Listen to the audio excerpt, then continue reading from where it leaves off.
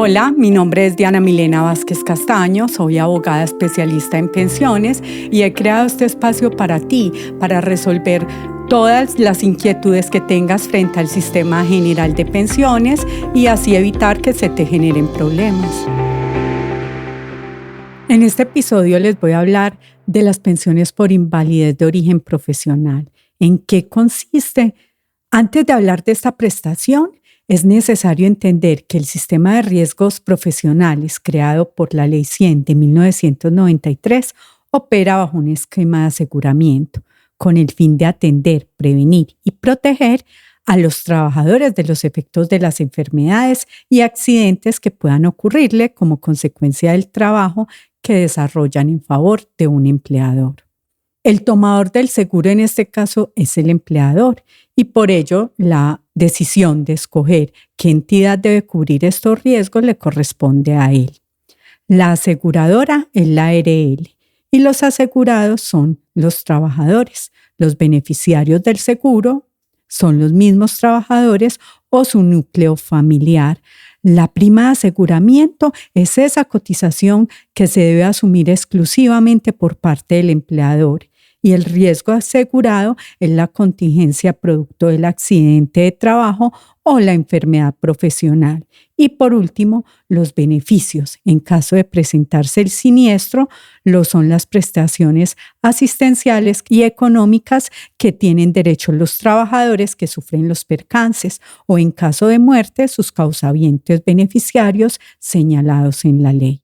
La responsabilidad por los riesgos profesionales en principio está a cargo del empleador y surge desde el inicio de la relación laboral, quien para liberarse de ella debe asegurar a las administradoras de riesgos laborales mediante la afiliación de sus trabajadores a estas, cumpliendo con el pago oportuno de las cotizaciones.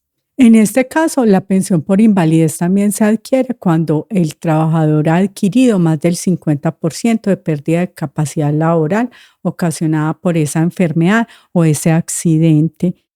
¿Qué es una enfermedad laboral? La enfermedad laboral es aquella contraída como resultado de la exposición a factores de riesgo inherentes a la actividad laboral o del medio en el que el trabajador se ha visto obligado a trabajar.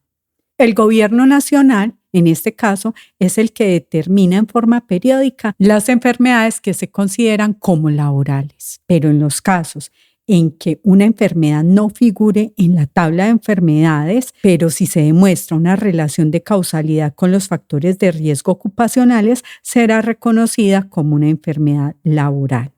En el contexto laboral se pueden presentar diferentes enfermedades, dependiendo de los factores de riesgo a lo que esté expuesto el trabajador. Pueden ser factores de ambiente físico como ruido, vibración, temperaturas extremas, presión barométrica, radiaciones ionizantes, exposición a agentes cancerígenas como el asbesto, a sustancias químicas en forma de humos, vapores, neblinas, los cuales a determinada concentración pueden generar alteraciones en el trabajador.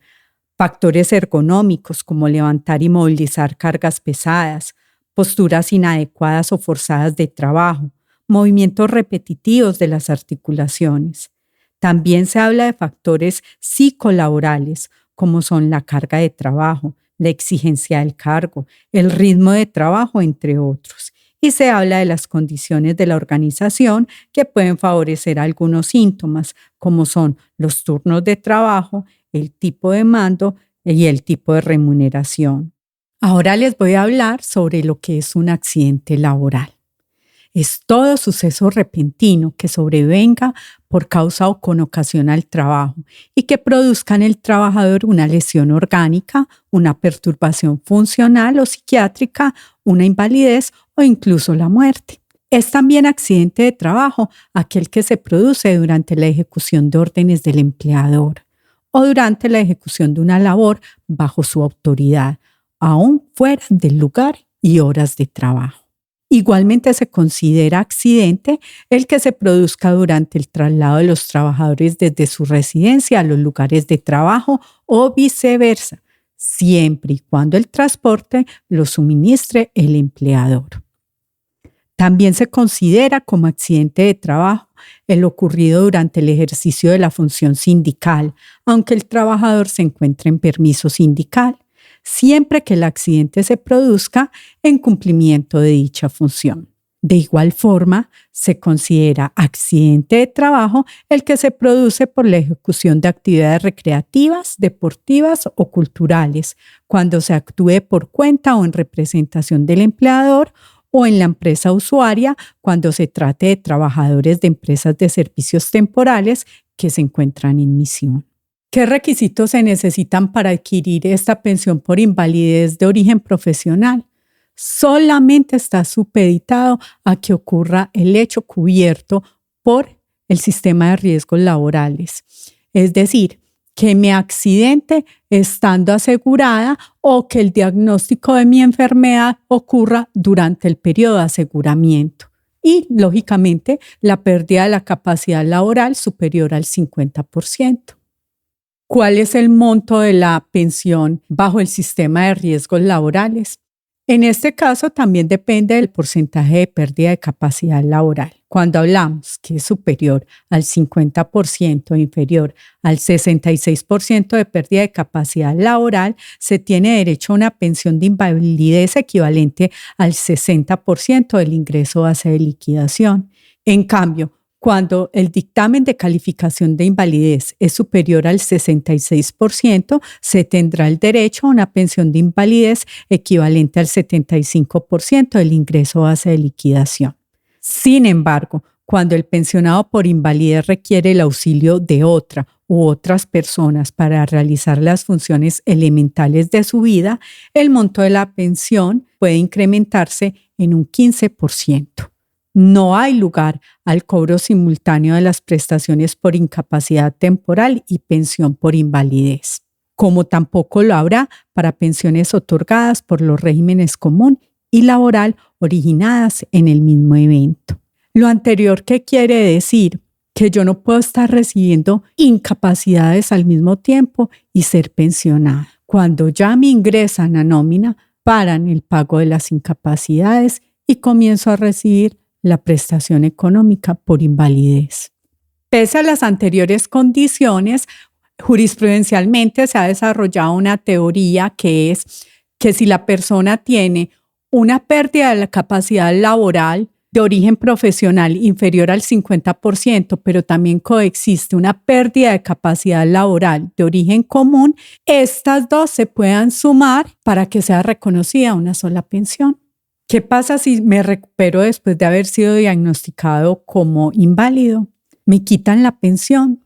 La respuesta es sí, tal como se los expliqué en el podcast anterior, puesto que estas pensiones tienen una revisión periódica a solicitud de la entidad de previsión o de seguridad social cada 3 años, con el fin de ratificar, modificar o dejar sin efectos el dictamen que sirvió de base para la liquidación de la pensión que disfruta su beneficiario y proceder a la extinción, disminución o aumento de la misma si a ello hay lugar. En este caso, los pensionados tienen un plazo máximo de 3 meses contados a partir de la fecha en que la entidad lo requiere para someterse a la respectiva revisión del estado de invalidez.